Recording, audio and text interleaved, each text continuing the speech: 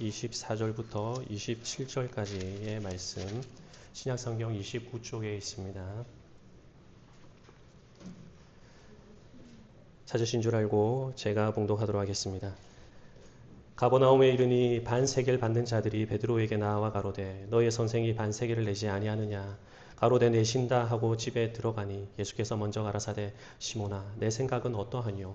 세상 임금들이 네게 관세와 정세를 받느냐. 자기 아들에게냐 타인에게냐. 베드로가 가로되 타인에게니이다. 예수께서 가라사대 그러하면 아들들은 세를 면하리라. 그러나 우리가 저희로 오해케 하지 않기 위하여 내가 바다에 가서 낚시를 던져 먼저 오르는 고기를 가져 입을 열면 돈 한 세겔을 얻을 것이니 가져다가 나와 너를 위하여 주라 하시니라.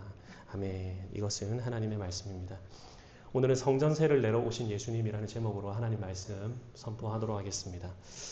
얼마 전 전국 동시지방선거가 끝이 났습니다. 여러분이 지지하는 후보가 당선이 되어서 기뻐하시는 분도 계실 것이고 낙선하여서 아쉬워하는 분도 계실 것입니다. 우리는 선거에 나온 후보들에게 저마다 기대를 담아서 소중한 한 표를 행사합니다. 사실 그 한 장의 표 안에는 우리가 꿈꾸는 정치적인 이상과 바람이 다 투영이 되어 있습니다. 내가 표를 준 저 후보가 내 가치관에 맞는 좋은 지역 사회와 나라를 만들어 주었으면 좋겠다 하는 그런 간절한 바람이 들어있는 것이죠.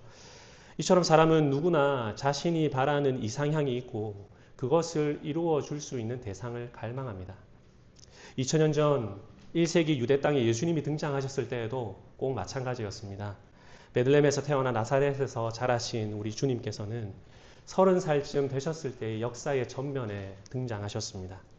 예수라는 이름의 본래 뜻은 자기 백성을 그들의 죄에서 구원할 자라는 이런 영적 의미를 담고 있었지만 당시 유대인들은 저마다 다른 기대를 안고 예수님을 바라보았습니다. 주님의 탁월한 가르침과 눈앞에 펼쳐지는 여러 가지 기적들을 보면서 자신이 오랫동안 품어왔던 이 세속적인 바람을 예수님께 투사하기 시작했던 것이죠. 어떤 이들은 이분을 왕으로 세우게 되면은 당장 줄임배를 채울 수 있겠다 이렇게 생각을 했고, 어떤 이들은 육신의 질병을 고쳐주는 치료자가 되시겠구나 이렇게 또 바라보았습니다. 또 어떤 이들은 로마 제국의 압제로부터 정치적이고 군사적인 독립을 가져다 주고 과거에 그 찬란했던 다윗 왕국의 영광을 재현할 분으로 이분을 바라보았습니다. 예수님은 수많은 무리가 이처럼 자신을 오해하는 것을 몹시 경계하셨죠.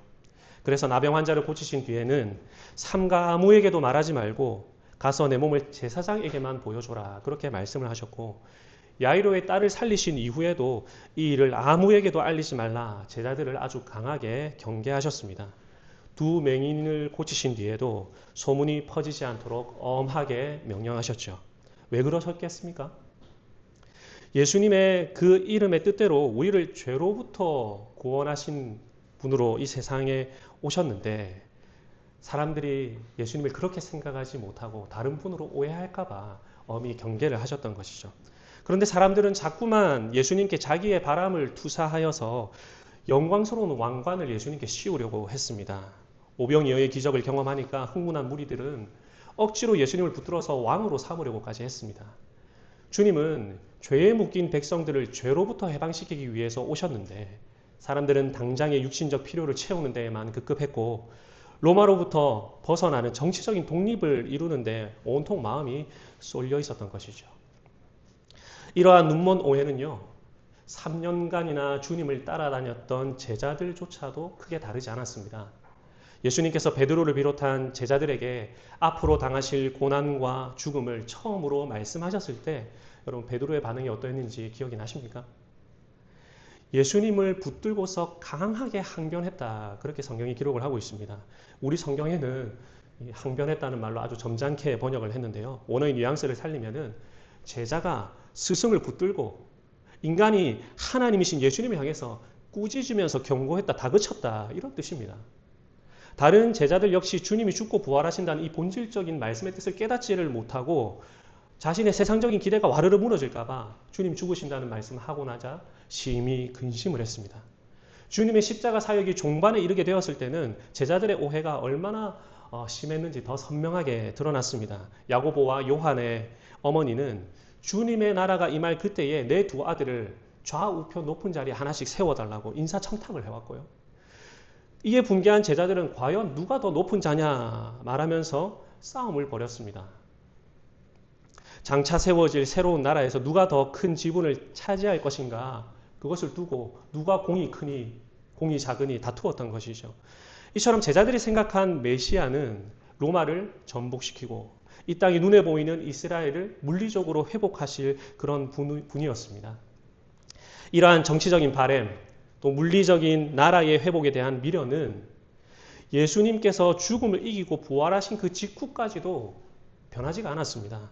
그래서 사도행전 1장 6절에 보시면은 부활하신 주님을 만난 제자들이 승천을 앞두신 주님께 던진 마지막 질문이 무엇이었느냐 하면은 이것이었습니다. 주께서 이스라엘 나라를 회복시키는 것이 이때입니까?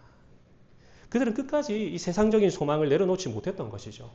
누가복음 24장에 나오는 엠마오로 가는 두 제자들 역시 우리는 이 사람이, 예수님입니다, 이스라엘의 해방을 할 자라고 바랬었노라.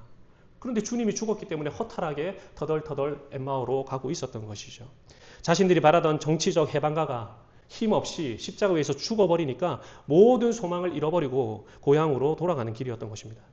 반대로 유대의 종교 지도자들은 왜 주님을 죽이려고 그토록 결의를 했습니까? 그 이유 중에 하나가 똑같은 정치적인 오해 때문이었습니다. 그들은 만일 그를 이대로 가만히 두면은 모든 사람이 그를 믿을 것이요, 그리고 로마인들이 와서 우리 땅과 민족을 빼앗아 가리라 라며 두려워했습니다. 예수님 사역이 결국 로마를 향한 민중봉기나 군사적 독립으로 번질 것이라고 확신했던 것이죠. 그렇게 되면은 로마 군대가 쳐들어와서 자신들이 지금 이 성전 체계 안에서 누리고 있었던 기득권과 여러 가지 이권들이 다 사라질 것이라고 염려했기 때문에 이렇게 말했던 것입니다. 사랑하는 성도 여러분, 오늘 우리가 함께 살펴보려는 이 성전세 사건은요, 유대의 지도자들과 수많은 무리들, 심지어 3년 동안 예수님을 쫓아다녔던 제자들까지도 예수님이 이 땅에 오신 근본적인 목적을 오해하고 있었던 답답한 상황을 배경으로 두고 있습니다. 그렇다면 오늘을 살아가는 우리는 어떨까요? 우리는 예수님을 어떤 분으로 생각을 합니까? 여러분은 과연 예수님을 어떻게 생각하고 계십니까? 나의 정치적 소망을 투사하여 그것을 이루어줄 대변인 정도로 생각을 하십니까? 아니면 내 육체적이고 물질적인 문제를 시원하게 해결해 주시는 해결사나, 아니면 그저 지치고 허한 마음을 달래주는 위로자 정도로만 생각을 하십니까? 만약에 그렇다면 우리 역시 2000년 전 그 수많은 무리들과 똑같이 예수님을 크게 오해하고 있는 것입니다. 오늘 본문은 우리에게 분명하게 이야기를 하고 있습니다. 주님은 우리의 지역적인 인생 문제가 아니라 우리 영혼을 죄에서 구원하시기 위해 자신의 생명값을 지불하러 오신 분임을 분명하게 말하고 있습니다. 여러분, 죄로부터의 구원이라는 것은 단순히 죽어서 천당 가는 그런 어떤 보험 증서를 손에 쥐는 게 아니죠. 우리의 삶을 무너뜨리는 모든 나쁜 일의 뿌리에 뭐가 있는지 한번 생각해 보십시오. 이 세상에 망가진 가정이 존재하는 이유가 무엇 때문이라고 생각하십니까? 죄 때문입니다. 지구상의 잔혹한 전쟁이 그치지를 않고 수많은 이들이 고통받는 근본적인 원인이 어디 있다고 생각을 하십니까? 죄 때문입니다. 그 뿌리에 인간의 탐욕이라는 죄가 끓고 있는 거죠. 일상 속에서 매사에 날이 서 있고 타인을 향해서 신경질적으로 뾰족하게 도달하는 그런 일그러지고 망가진 성품의 밑바닥에는 무엇이 숨어 있을까요? 역시 죄가 숨어 있습니다. 우리가 더 좋은 나라, 더 살기 좋은 도시를 만들고자 정치인에게 기대를 걸고 투표하지만 그 정치가 매번 우리를 실망시키는 이유도 결국 인간 내면에 깊이 뿌리 내려 있는 죄성 때문이죠. 세상의 모든 문제의 가장 깊은 뿌리에는 언제나 죄의 문제가 도사리고 있습니다. 따라서 예수님을 그저 우리의 삶 겉표면에 드러난 몇 가지 증상이나 고쳐주시는 분으로 생각을 한다면은 그것은 주님을 완전히 오해하는 것입니다. 주님을 통해서 나의 야망을 이루고 정치적인 소망을 이루려고 하는 것 역시 주님을 철저하게 오해하는 행동입니다. 감정적으로 나의 위로자로만 주님을 생각하는 그것 역시도 오해하고 있는 것이죠. 오늘 본문의 사건은 예수님께서 제자들에게 자신이 죽으시고 부활하실 것을 두 번째로 예고하신 그 직후에 일어난 사건입니다. 그래서 마태복음 17장 22절과 23절에서 주님은 이렇게 말씀하시죠. 인자가 장차 사람들의 손에 넘겨져 죽임을 당하고 제3일에 살아나야 하리라. 이렇게 하셨고요. 제자들은 이 말씀을 듣고 그 반응이 심히 근심했다고 성경 기록을 하고 있습니다. 왜? 죽으실 뿐 아니라 부활도 약속해 주셨는데 그 말씀을 듣고도 제자들이 근심을 했겠습니까?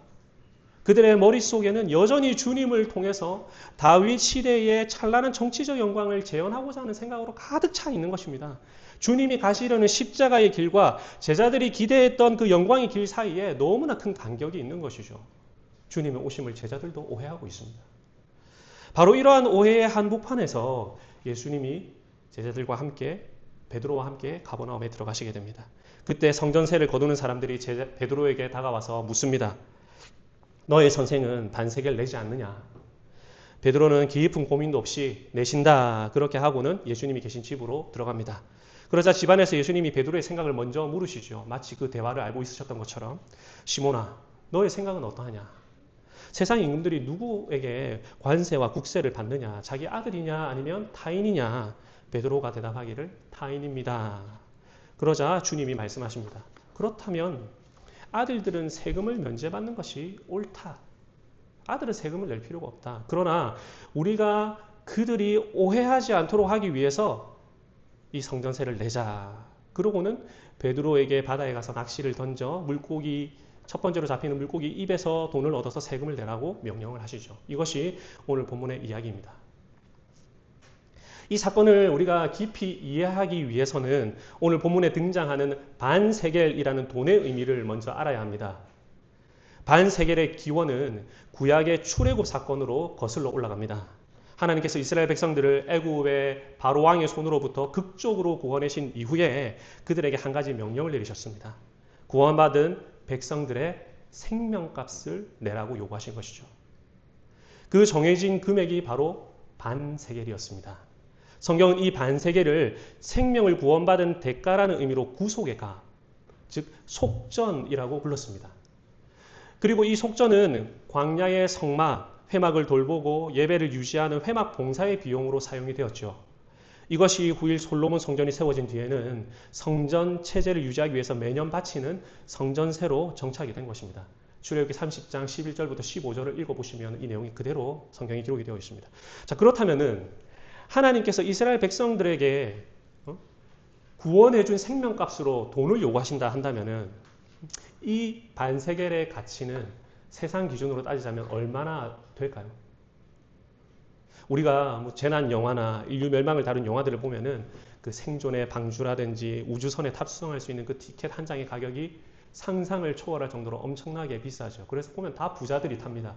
아니면 고위 공직자하고 연결이 되는 주인공이 타거나 가난한 사람은 아무도 타지를 못해요. 그렇다면 하나님의 구원의 배에 타는 비용, 그 속전으로서 반세겔은 얼마나 비싼 가치일까요? 그런데 놀랍게도 그 반세겔을 오늘날 우리나라의 돈으로 환산을 하면은 500원 정도의 가치밖에 되지를 않습니다.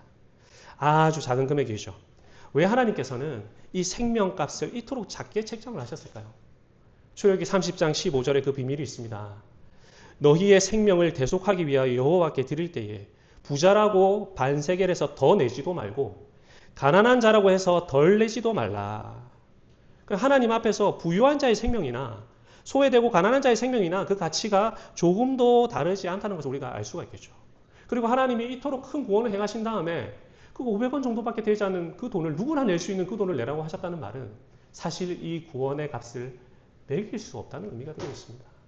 너희가 구원의 값을 돈 주고 매긴다면 사실 낼 수 있는 사람이 아무도 없다는 것을 의미하는 거죠.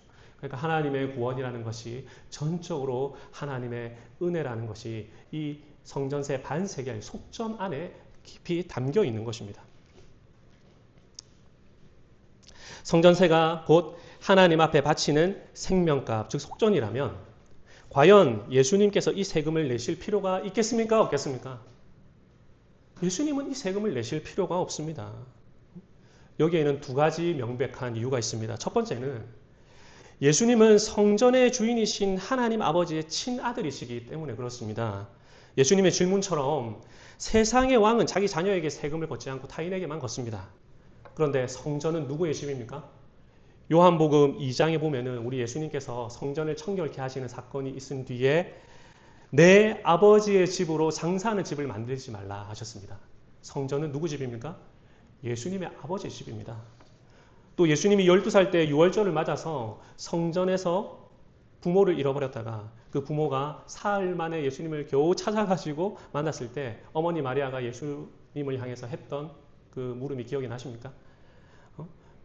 아들아, 어떻게 이렇게 우리의 마음을 끓게 만들었느냐? 네가 어찌하여 우리에게 이렇게 하였느냐? 하니까 예수님의 대답이 내가 내 아버지의 집에 있어야 될 줄 알지 못하셨나이까? 그렇게 대답을 하셨습니다. 그러니까 성전은 예수님의 아버지의 집이고 그 아버지의 참된 아들은 예수님이시죠.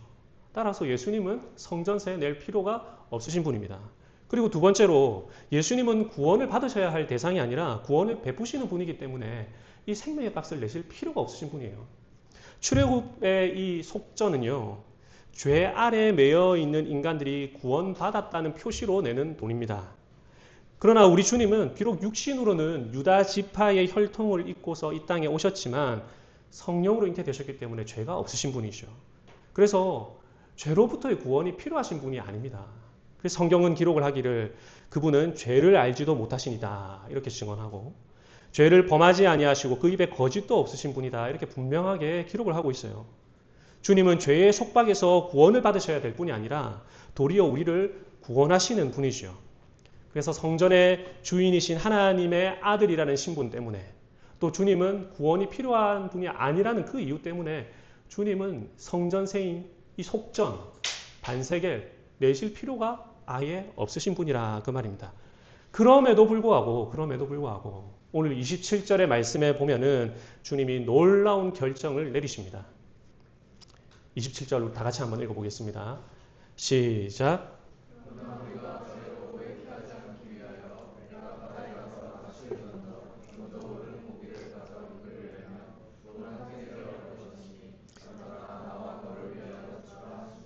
성전세를 내지 않아도 될 주님이 세금을 내겠다고 하신 이유는 그들이 예수님에 대해서 오해하지 않도록 하기 위함이었습니다.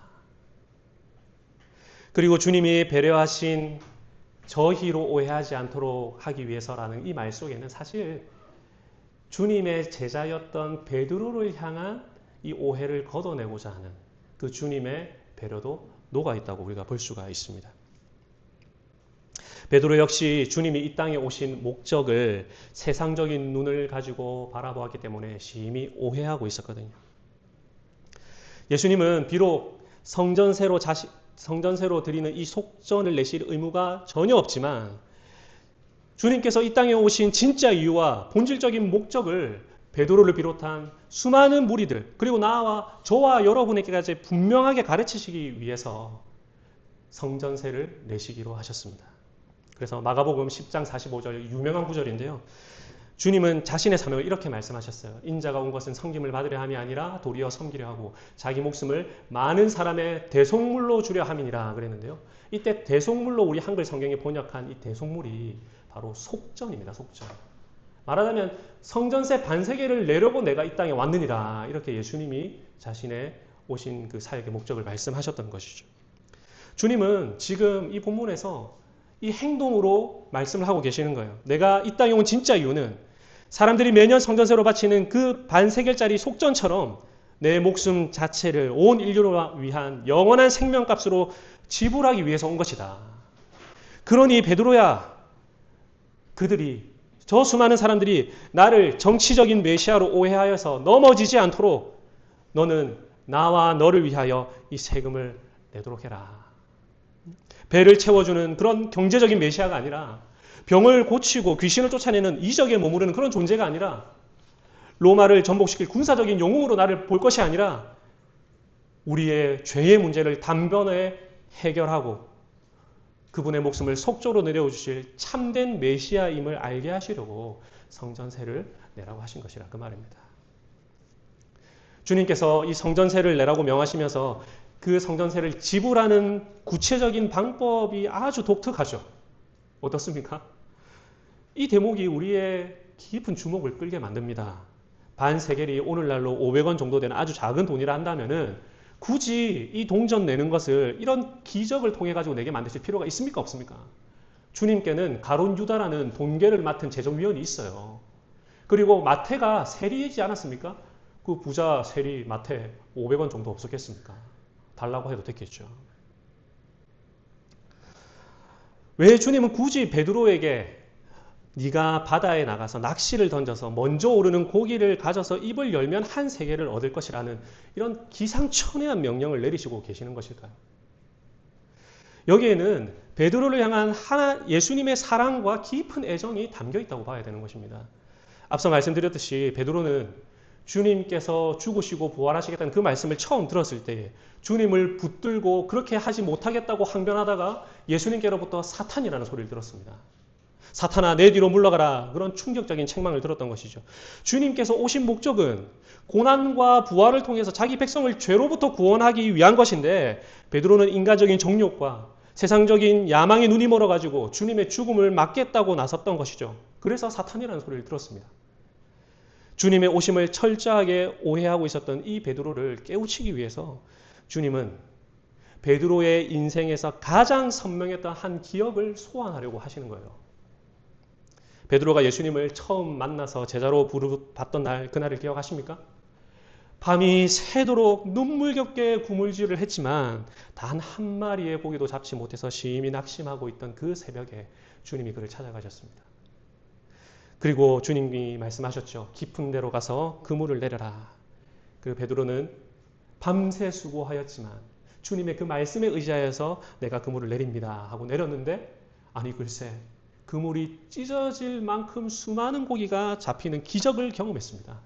그 압도적인 기적의 경험 앞에서 베드로는 영적인 눈이 확 열려가지고 자신이 지금 거룩하신 하나님 앞에 서 있는 비참한 죄인이라는 사실을 깨달았어요.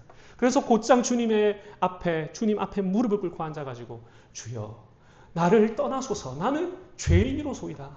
그 고백을 했단 말이에요. 그 기적을 경험하면서. 주님은 자꾸만 세상 영광에 눈이 멀어 메시아를 오해하는 그 베드로의 가슴 속에 그 첫사랑의 기억, 자신이 죄인임을 깨달았던 그 분명한 기억을 불일 듯하게 일으키시기 위해서 다시 그를 고기 잡아오라고 보내신 것입니다.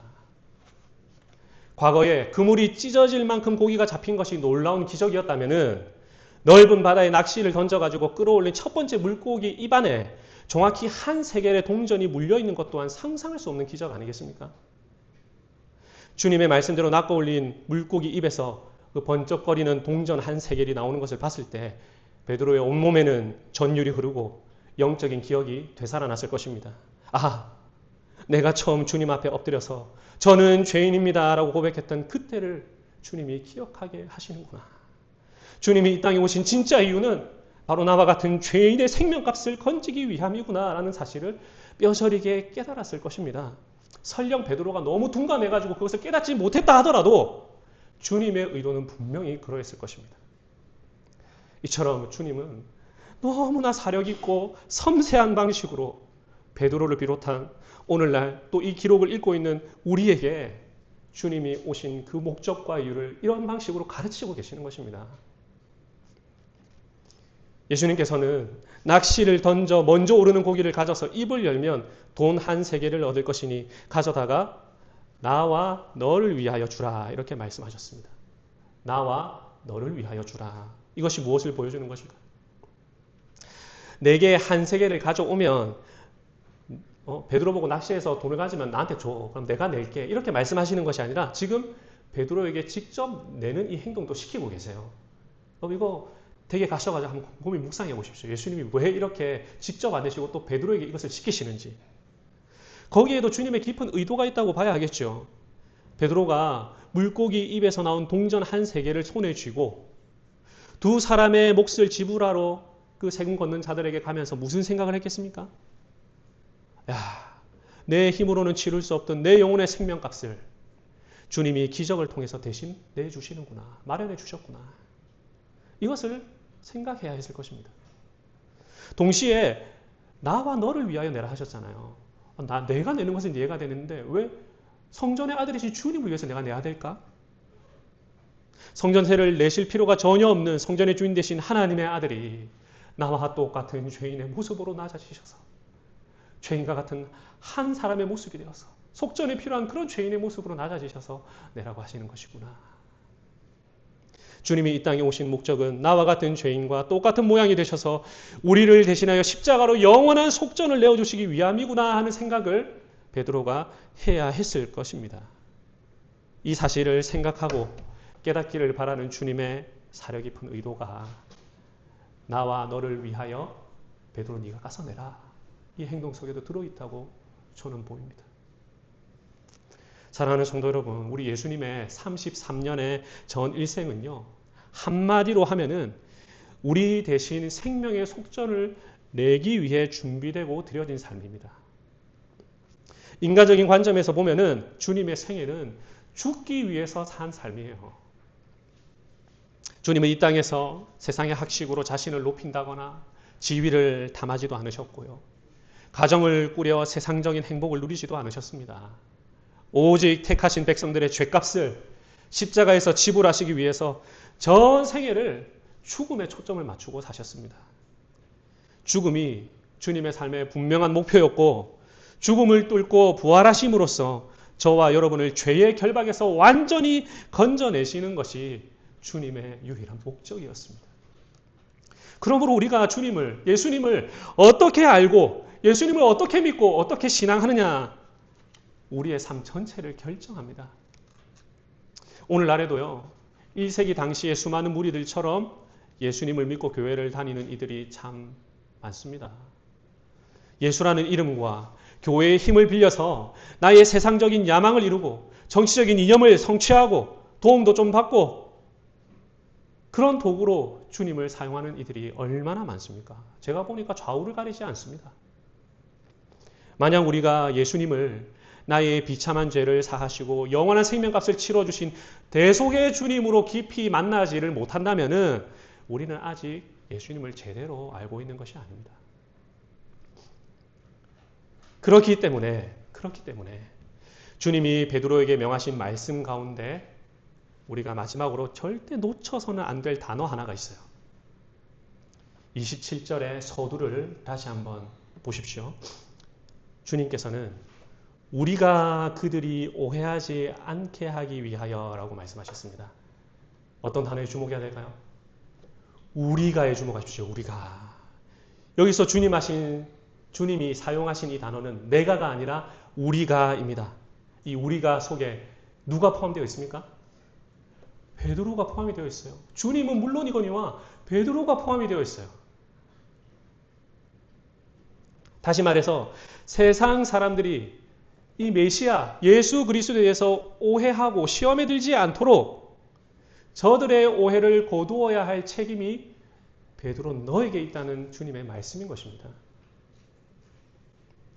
베드로는 이제 예수님이 단순히 세상의 문제를 고치러 오신 분 정도가 아니라 생명의 속전을 내려오신 구원자이심을 바르게 이해해야 했습니다. 그리고 더 나아가서 세상의 수많은 무리가 예수님을 어떤 경제적인 메시아나 정치적인 영웅으로 오해하지 않도록 방파제와 같이 막아서는 역할을 해야 했습니다. 그는 교회의 기초요 터가 될 사도이기 때문에 누구보다 주님의 오심을 분명하고 선명하게 전해야 될 사람이었던 것이죠. 이런 막중한 책임이 그에게 있었습니다. 그런데 안타깝게도 베드로와 제자들의 메시아 이해는요, 오순절날 성령이 강림하시기 전까지는 완전히 바뀌질 않습니다. 부활을 목격하고도 숨어 다닙니다. 하지만 마침내 하나님이 약속하신 성령이 그들에게 임하셨을 때 그들의 영적인 눈이 완전히 열려서 주님의 십자가와 부활의 본질을 깨닫게 됩니다. 그날 이후로 사도들이 복음 전파의 핵심 메시지는 완전히 뒤바뀌어 버립니다. 더 이상 이 세상의 떡이나 로마로부터의 정치적인 독립을 외친 게 아니에요. 그런 것들 바라지도 않았습니다. 오직 예수 그리스도의 죽으심과 부활, 그 이름을 힘입어 죄사함을 얻는 유일한 구원의 길인 예수 그리스도 십자가를 증거하기 시작을 했습니다. 주님의 생애가 그러했던 것처럼, 주님의 생애가 그 목적에 분명하게 포커싱이 되어 있는 것처럼 이 사도들 역시도 성령 받은 이후에 주님의 죽으심, 십자가와 부활을 증언하는 증인의 삶을 살았던 것이죠. 오늘날 어떤 이들은 교회를 향해서 비판 섞인 목소리를 냅니다. 세상에 이처럼 사회적인 모순과 경제적인 불평등과 정치적인 이런 문제가 산적해 있는데 왜 교회는 그리 고리타분하게 매번 죄로부터의 구원만을 주구장창 외치고 있느냐, 이렇게 말하는 이들이 있습니다.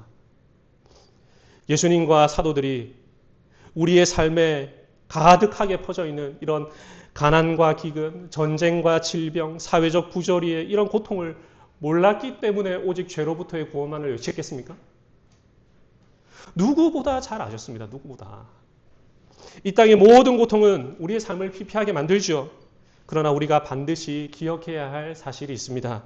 세상에 가득한 이 비극적인 모든 문제들은 모두 죄의 결과로 나타난 증상일 뿐이지 문제의 근본 원인은 아니라는 점입니다. 예수님은 단순히 인간의 삶에 나타난 그 겉표면의 증상들 몇 개를 해결하기 위해서 오신 분이 아닙니다. 모든 비극의 근본 뿌리인 죄를 도려내고 해결하시기 위해서 오신 것이죠. 물론 우리 신앙의 선배들은요, 복음의 정신을 가지고 망가진 세상을 치유하기 위해서 구빈원도 세우고요, 학교도 세우고, 병원도 세우고, 고아원도 세우고, 이런 사회적 책임을 다 했습니다. 공무원으로 일을 하면서 정치적으로도 바르게 하려고 했고, 다 했어요. 죄로부터의 구원이라는 이 본질적인 메시지를 약화시키지 않기 위해서 그것들을 부차적으로 한 거라 그 말입니다. 그런데 오늘날 교회를 보면 어떻습니까? 교회가 어느 순간부터 이 복음의 본질적인 일은 더 강하게 하지 못하고 어느 순간부터 사회복지와 교육, 문화, 사역 이런 것들을 표면에다가 내세우고 더 몰두하고 있습니다. 그런 나머지 정작 교회의 심장이라 할 수 있는 십자가의 복음, 죽으심과 부활의 이 복음이 선명하게 드러나지 못하고 점점 빛을 잃어가고 있습니다. 세상과 소통하고 대화해야 한다는 이런 세련된 명목을 가지고 예수님이란 말을 이제는 입 밖에 꺼내지도 않습니다. 인간에게 가장 시급한 예수 그리스도의 대속의 피를 부끄러워하고 숨기는 지경에까지 이르게 되었다 이 말입니다. 우리는 세상이 예수님을 오해하지 않도록 사명을 받은 자들입니다.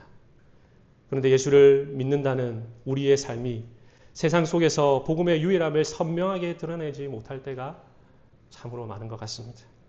그저 예수님은 내 삶을 조금 더 도덕적이고 윤택하게 만들어주고 팍팍한 세상살이 속에서 종종 마음의 위로나 주는 그런 취미생활 정도로 예수님을 믿는 것으로 가볍게 만들고 있는 것은 아닌지 우리가 진지하게 돌아봐야 할 것입니다.